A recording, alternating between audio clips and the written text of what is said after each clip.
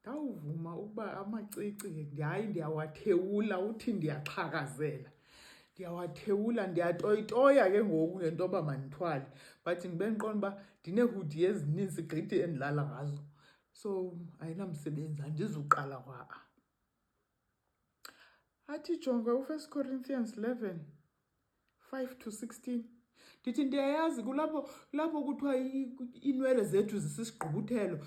Yiyo le nto ndifowune ndafuna iwigi kuba ndivele ndayiqonda into yoba ngokucheba ezi nwele ezi akho mahluko phakathi kwam nendoda. What about abantu abane-alopecia ke bona? Kuba ngoku abazikhethelanga.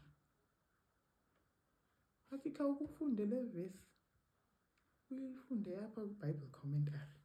Iqale kwi-introduction yeCorinthe. Uzoyiva kakuhle. Ndim ke lowo ndiyafunda ke. But every woman that prayeth or prophesieth. Ndiqale phaa kwindawo e-affecta mna as a woman. Andiyifundanga yonke le phezulu yamadoda. But every woman that prayeth or prophesieth with her head uncovered dishonoureth her head. Qonda uba andina-head mna, ndi-single. For that is even all one as if she were shaven. Oh, nam ndichebile. For if the woman be not covered, let her also be shorn. But if it be a shame for a woman to be shorn or shaven, let her be covered. For a man indeed ought not to cover his head, for as much as he is the image and glory of God. But the woman is the glory of the man. For the man is not of the woman, but the woman of the man. Neither was the man created for the woman, but the woman for the man. For this cause ought the woman to have power on her head because of the angels. Nevertheless, neither is the man without the woman, neither the woman without the man in the Lord. For as the woman is of the man, even so is the man also by the woman. But all things of God. Judge in yourselves. Is it comely that a woman pray unto God uncovered? Doth not even nature itself teach you that if a man have long hair, it is a shame unto him? But if a woman have long hair, it is a glory to her, for her hair is given her for a covering. But if any man seems to be contentious, we have no such custom, neither the churches of God. Oh, okay. Ndihambe ndiyofunda ke phaya kwi-intro ye-Corinthians. Ithi, an understanding of the religion of Corinth serves to highlight the wonderful grace of God in overcoming the forces of evil and in planting a church of regenerated saints in this notorious city. By its wealth, luxury, trade, and mixed population, Corinth well merited the title given to it by Barnes, the Paris of antiquity. Or indawo enjengaseJoburg, abantu basuka from all provinces kuzosetyenzwa. Okay.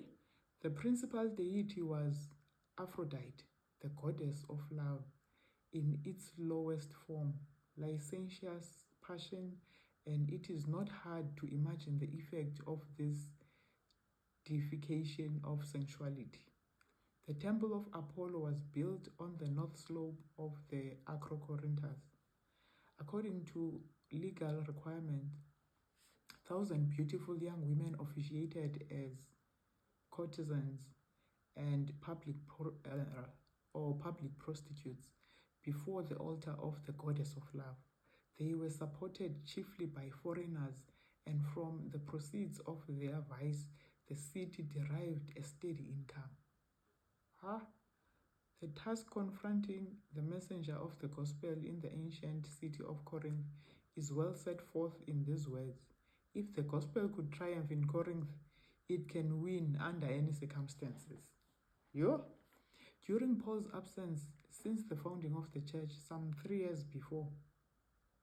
Numerous problems had arisen that demanded the apostles' attention. We learn of these from the epistle itself. First of all, factions had disrupted the church. Because of his eloquence and learning, Apollos was exalted above Paul by many in the church. Others boasted that they were followers of neither Paul nor Apollos, but of Peter, one of the original apostles. Still others disclaimed adherence to any human leaders and professed to be followers of Christ. Furthermore, living as did the members of Corinthian church in the midst of the that people of Corinth, many who had renounced their wicked ways slipped back into their old habits of life. Further, disrepute had come upon the church by Christians settling their quarrels in the secular courts. Oh,